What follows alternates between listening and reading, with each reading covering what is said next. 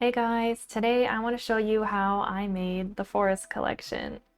I'm going to take it through kind of step by step what I was thinking and how I sort of tackled taking this collection from beginning to end and just kind of share my thoughts as I was going through it and learning how to create my very first collection.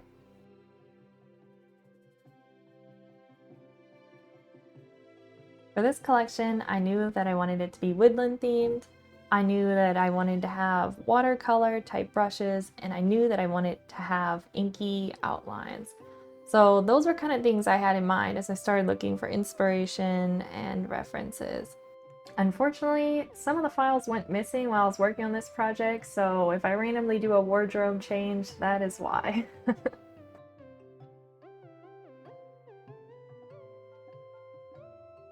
For this collections palette, I went with some really subtle colors, just some soft browns and greens, something that wouldn't be too eye-catching, something gentle, and just something that would help convey the peaceful forest type vibes that I was kind of going for. Now that I have like an idea of what I want to do and a color palette to kind of keep me in the right direction, it was time to start looking for some reference images. So I just started gathering images, either pictures that I had taken or some ones from the internet of just like trees, plant life, grass, wildflowers, and different things like in that range to kind of help me have a good foundation to follow as a guide. Because all these illustrations I ended up essentially drawing out of my head, but I love having photo reference of real life like pictures of what I'm essentially trying to draw to use as like a good foundation for like form and shape. And I just find that I need those photo references to kind of help keep me on track. And I think it helps me maintain a level of believability in my illustrations. So after I started collecting the references, I started doing the final rough illustrations for these collections. And I ended up keeping 6 out of 7 of the ones that I came up with. This one here I ended up cutting from the collection just because I felt like it was a little too similar to this one, and I think the perspective was just a little too far away. It wasn't personal enough. And with the mushrooms being kind of like the star player in this collection, I felt that this illustration here, even though the mushrooms are still small, it showcased them better. That's kind of how I felt about it. So I ended up cutting this one, but I might end up using this illustration for something else because I really do like this tree here. Now that I had narrowed down my favorite of the rough sketches and thumbnails, it was time to start doing the line art. And I played around with a lot of different brushes and textures, trying to capture, that inky feel that I wanted. And I ended up going just with one of the watercolor packs that Adobe gives you along with your subscription. So I chose one of those.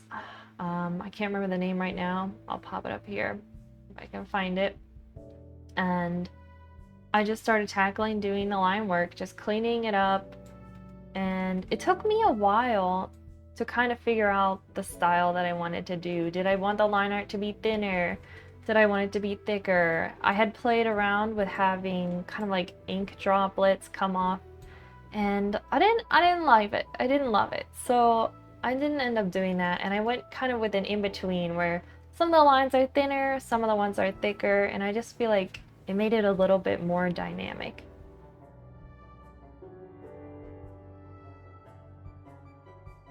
Once the line work was finished, I ran into what was the hardest part, and that was coloring each illustration in a way that it looked consistent with every other illustration that would come next in the collection.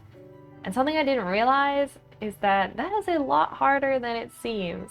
I took the time to like write a little list of how I would tackle each painting. So I would have my color palette to reference, and then I'd be like, okay, so first we fill the scene, with this shade of green, and then next we do our mid-tones with this one, and then we do our highlights with this. And I would even grab like an even brighter highlight would be the finish. But I kept a list of how I should tackle sort of each color and each section so that would stay like cohesive. And I also took like a strong mental note as to how I was using my brush stroke and just the order in which I was placing everything down.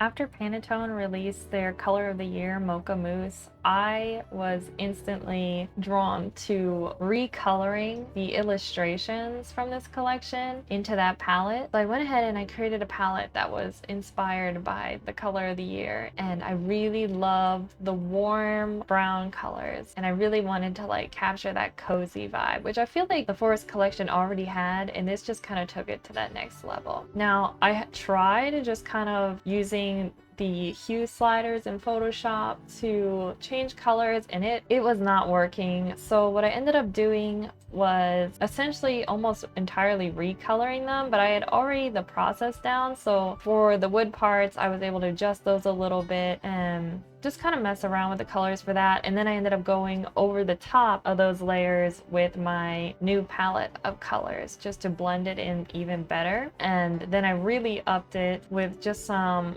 like warmer, brighter highlights just to help it pop a bit more. After I had finished all the coloring and the line art, I kind of decided that I wanted the illustrations to be a little bit more softly blended into the background, because I had planned to have these on a white background, and it just felt like too much of a contrast from like line art to color. So I went through and I just took some soft colors again with watercolor brushes and just kind of blended a little bit of the color out into the background, and I feel like that just kind of made the illustrations a lot more soft and gentle. And so here are the finished illustrations.